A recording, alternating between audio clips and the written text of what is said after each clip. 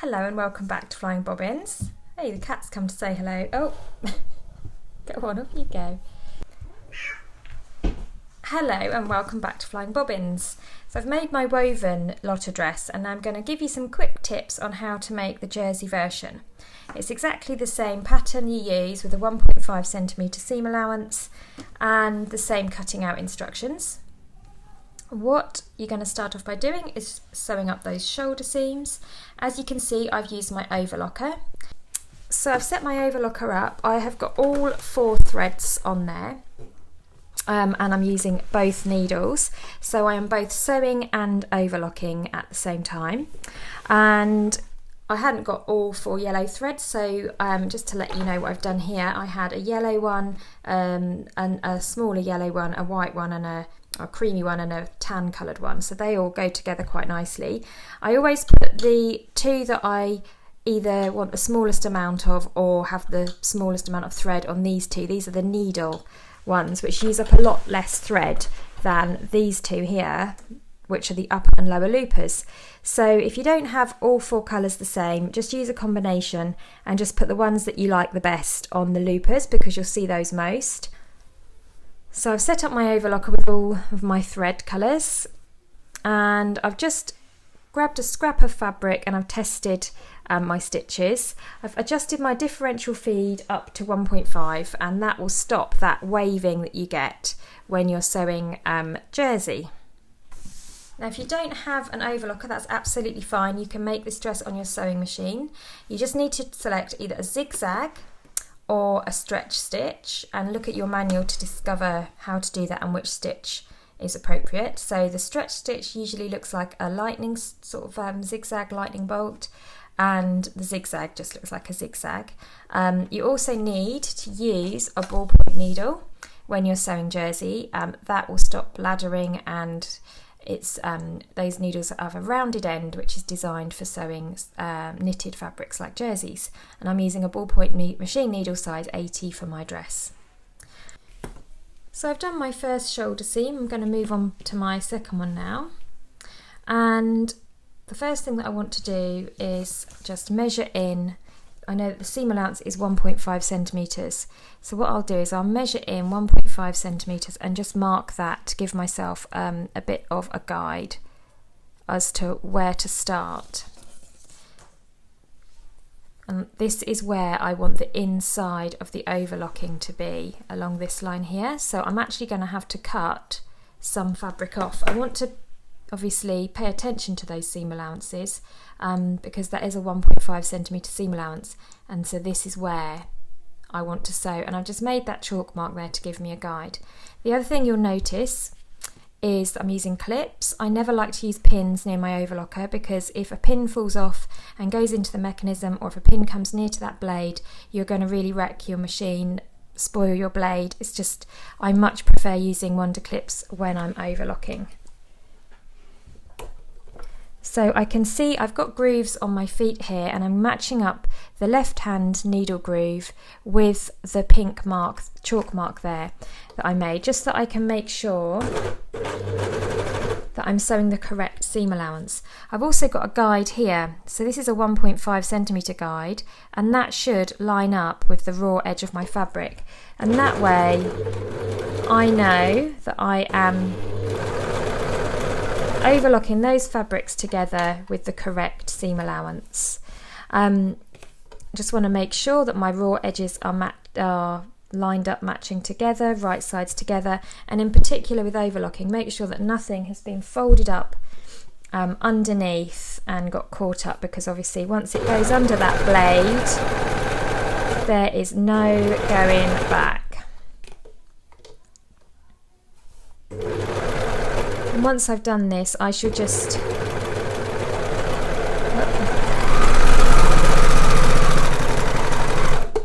there you go. So once I've done that, I'll just press those shoulder seams towards the back and I'm ready to move on to my neckline. Now the neckline on the jersey is different from the woven, so I'm going to go through that with you now. If you haven't got an overlocker, you would just simply sew with your lightning or zigzag stitch along with a 1.5 centimetre seam allowance, and you press your seam allowances open. You don't need to finish jersey. The raw edges of jersey unlike woven, they won't fray. So if you're just using a machine, all you need to do is sew and press and you're done. Obviously overlockers are great for stretch because they stretch with the seam and they finish it off in one go.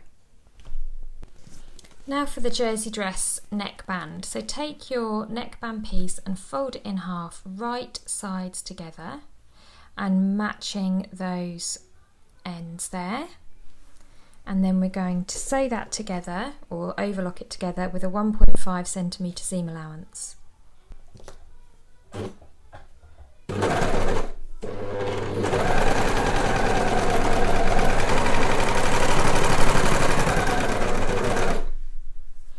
Now I'll trim off those extra bits, and I want to open this out, and I'm just going to press that flat down to one side. If you're using a sewing machine, you'll press your seam allowances open. Then whilst I've got my iron out, I'm going to fold this in half, right sides together, all the way round. Sorry, wrong sides together. So the right sides are on the outside. So you're folding it in half, wrong sides together, so that you end up with a pressed in half band. And this will become your neckband. So I'm going to take that over to my iron and do that now. And then we shall go on to the next stage, which is to attach your neckband to the neckline of your dress. So the next thing we're going to do is attach our neckband to our neckline, and you've got your shallow scoop here, which is the back, and you can see that the front is a deeper scoop. There's my shoulder seams there.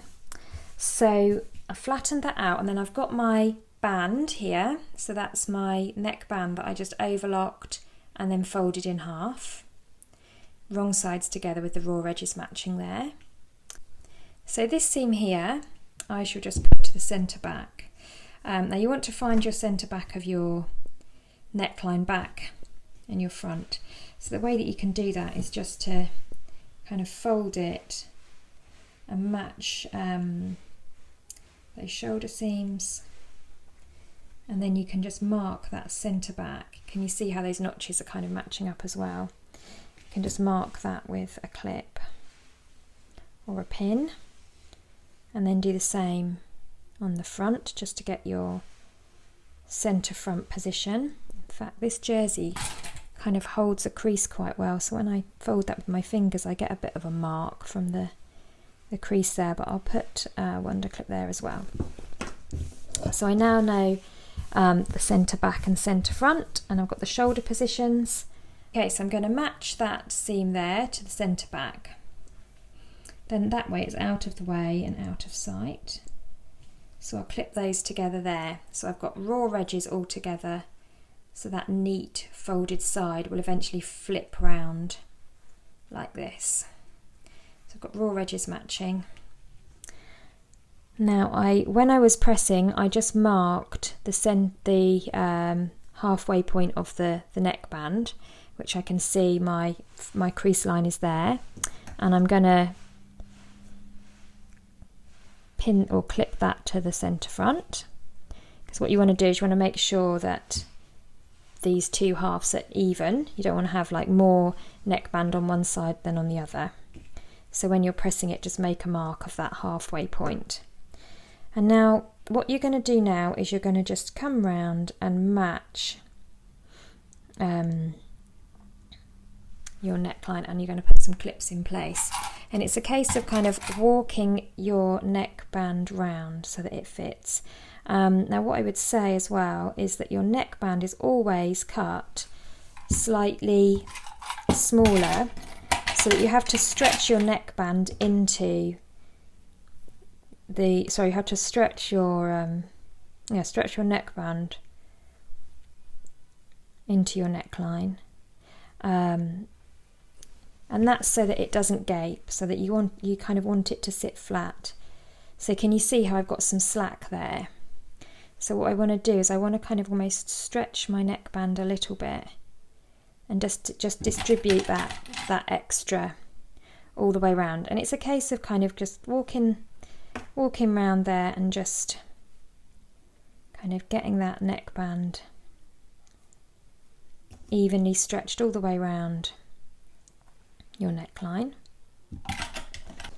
Now before I go over to my overlocker, my tip for doing these necklines, if you are using an overlocker, is actually to baste them in place first. And by that, what I mean by that is just to sew them together with your sewing machine, because it's hard to do all the easing that you need to do on an overlocker. And that's also going to give me a guide, because I can now measure up these raw edges to my 1.5,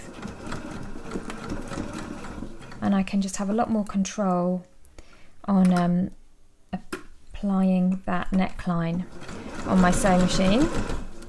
And then once it's all in place, it's then a lot easier when I come to take it over to my sewing machine. And remember that you're going to be stopping and starting a little bit because you're coming round a curve. Make sure that your seam allowances are all pressing towards the back. You can also then, if you're basting, and by basting it's a straight stitch, a long straight stitch, just an easy one to kind of keep things in place.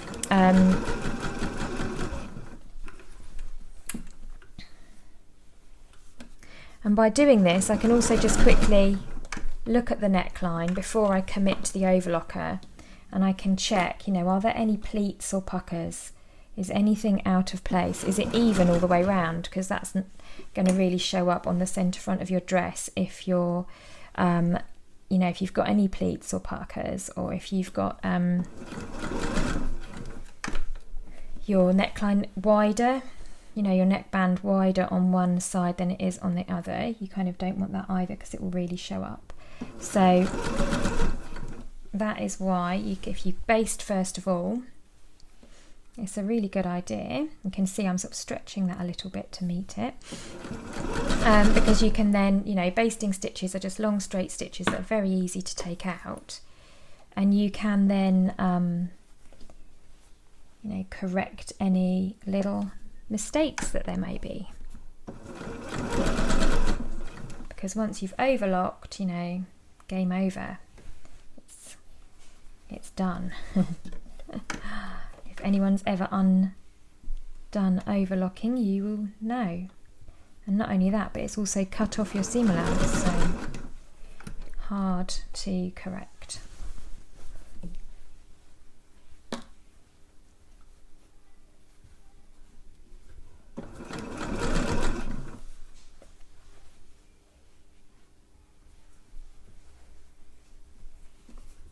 I can now come round my neckband and just carefully look and check, is everything sitting flat? Are there any pleats and puckers? Have I caught the fabric anywhere? And so I just check it, and if I'm happy, then I can take that over to my overlocker, and it's much easier to do it that way than it is to go straight over to the overlocker and ease the neckband in at the same time as overlocking. So I've gone round, and where I had basted, I've now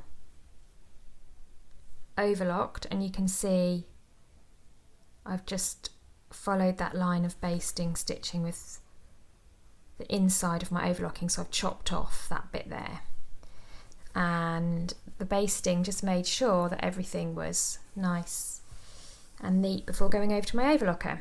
So what I can do now is I'm going to take that to my ironing board, and I'm going to give it a really good press my everything to the inside, so that I've got my neckband sitting like so. Okay, so we've done the neckline. I'll lay my dress out like so, and we're now going to attach the sleeve. So I've got my sleeve piece here, and with right sides together, I just want to lay the sleeve on top of that arm opening there. So if you were going to do the short sleeve, that's the where your arm comes out of, but for this one we're going to do the long sleeve. So I'm just going to put those right sides together, and the sleeve, if you remember, we cut it on the fold so it is symmetrical, and we're just going to match those raw edges, and we're just going to attach them. and from that point onwards the rest of the construction of this dress is exactly the same for the jersey as it is for the woven. So it's just a case of attaching those. Can you hear the telly in the background? Sorry if you can. Okay, and then you've got some notches there to match up as well. So we're just going to sew down there, or overlock down there, and then that turns out like so. Let's move the camera up a bit so you can see a bit more clearly, hopefully. So then what we do next is that folds back down, and you sew along there. Obviously you sew with right sides together, that's how the finished dress will look. Okay, so once you've done that, then everything else you can follow the main tutorial. One last very quick video for you on the jersey dress, and that is to show you how I do the hem. Now with the woven, you would just overlock the raw edge, press it up, and then stitch. With the jersey, you don't need to overlock because jersey doesn't fray. So what I do is I just press that up, and I do the same on the sleeve as well as the skirt hem. So I press that up, measuring as I go, making sure to keep it at the 2 centimetres width all the way around.